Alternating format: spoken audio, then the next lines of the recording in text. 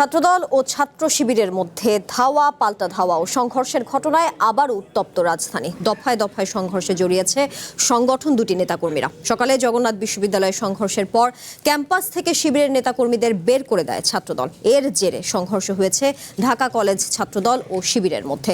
বিকালে রণক্ষেত্রে পরিণত হয় ঢাকা আলিয়া মাদ্রাসা এলাকা। এসব ঘটনায় উভয় পক্ষের শতাধিক নেতাকর্মী আহত হয়েছেন।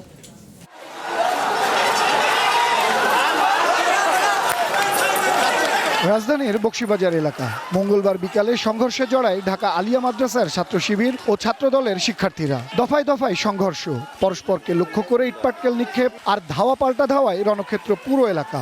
আহত হয় দুপক্ষের অনেকেই। এর আগে সকালে জগন্নাথ বিশ্ববিদ্যালয়ের উদ্যোগে কেন্দ্রীয় অডিটোরিয়ামে জুলাই গণঅভ্যুত্থান দিবস উপলক্ষে আলোচনা সভার আয়োজন করা হয়।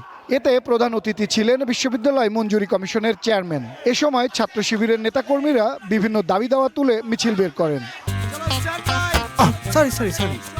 লাইফে কখন কি হয় গ্যারান্টি আছে, তাই ইন্স্যুরেন্স করুন সিটি ব্যাংকে, কারণ ইন্স্যুরেন্স করলে সিটিতে সুরক্ষা পাবেন নিশ্চিন্তে।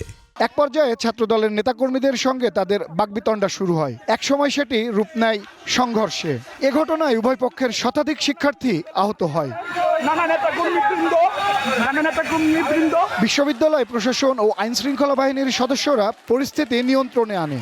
সংঘর্ষের পর ক্যাম্পাস থেকে শিবিরের নেতাকর্মীদের বের করে দেয় ছাত্রদল।